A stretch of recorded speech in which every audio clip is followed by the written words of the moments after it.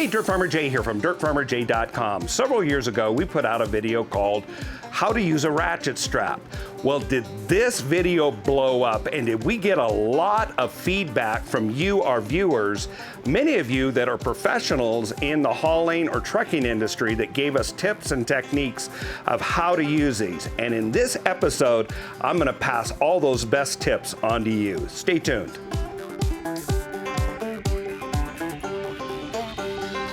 Hey, DirtFarmer Jay here from DirtFarmerJ.com. So you've got something to haul and you want to use a ratchet strap to secure it, but the thing is a little confusing and you're not sure if you're going to do it right. Well, let me walk you through briefly how to set one of these up and the best tips ever from professional drivers and people that do this for a living that have passed these on to me, and now I'm going to pass them on to you. Well, one of the best tips is always have your gear ready to go to work. Check out the video and the tag above or in the description below, and we'll show you how we always have these straps ready to go to work. All right, we're gonna do a mock-up of a load here. I'm using this cooler. I'm just gonna hook over the edges of the table as my attachment points.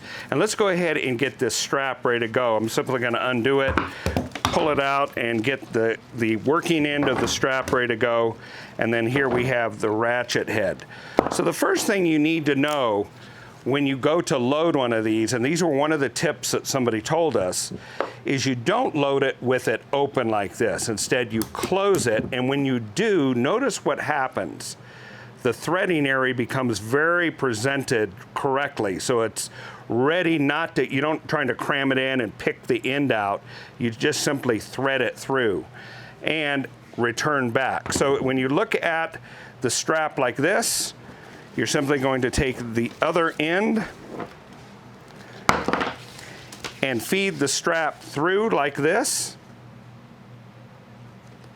and go back towards the other attachment point, in this case over there. So there you go. I've actually mocked this up where I've clipped it to the side. This is in your truck bed, an authorized attachment point. Don't use a carabiner, we've been told. Use the attachment points that are on the vehicle bed or the trailer. So set your ratchet end up so the handle's on top up here. Notice the slot now is not lined up, so therefore it'd be hard to put it in. It'd come in and hit this. Just sit there and ratchet that around until it's at the place you want. Close it, and then take the other end, and I'm just gonna go like this, keep it flat, and then I'm actually gonna do one twist like that, and I'll show you why in a moment. There we go. I'm gonna lay this out, and then here we go. I'm putting the handle on the top under my hand right here, thread that through, pull the top back towards the other side like that. And when you get to where it is fairly taut, there's still some slack in it, start ratcheting. Here's the reason why. You want at least 2 rotations on this hub right there. And the reason for that, if the strap gets wet in rain or snow, sleet, this can create a lubrication point right there and it can slip, and all of a sudden your load is unsecured. So make sure you've always got at least 2 rotations on the hub. Don't load any more than about 4 or 5 because you'll end up with so much material here, you can actually foul the strap. Now this is locked. It is now down hard against here, and this cannot let go because of the way all the ratchet and the pawls and the ratchet and everything are set up, this holder unit. Now, let's go around the other side. I'm gonna point something out to you. Notice that I put one just twist in this. Notice this the next time you're driving down the highway and you see a semi coming by that's got a large load that's strapped down. You'll notice that any straps that are turned one of these turns like this won't vibrate in the wind. And no, this does not diminish the working strength of the strap. There's several studies out on that show this. You can put a single turn in it and that'll stop the buzz. If it is laid flat right down to the other attachment point, then the wind will pass by it and you'll get extreme vibration and buzz. Sometimes it's so loud that you and other cars or vehicles around that semi can hear it, this huge hum going down. All right, a couple other things on this.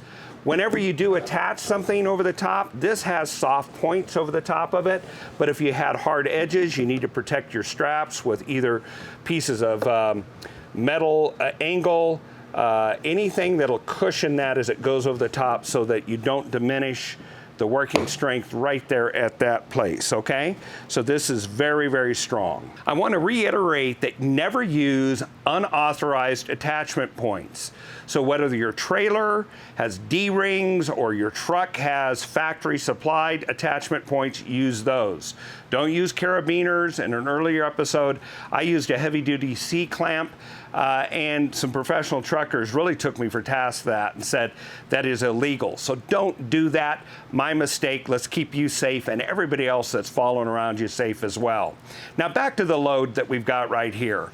This load is secure, but the job is not done until this tail is absolutely secured. It's absolutely illegal and unsafe to have this blowing in the wind, trailing down behind you. I literally know somebody who had the tail of one of these whip around the side of the truck, wind up on the drivetrain, pull the strap out, and put the hook through the back window of the cab of his truck. No joke, this is dangerous stuff. Or it can get under a trailer or under a tire, one of the tires, and just take the whole thing apart and pull your load off. And the results could be calamity. So the job's not done until we stow this. And we'll show you how to do that, hey, right in this video right here. Check it out. We'll show you the best method we've found so far for stowing this safely. And while you're at it, check out this other video that we've created for you that we think matches your interests. Until next time, this is DirtFarmer Jay from DirtFarmerJay.com.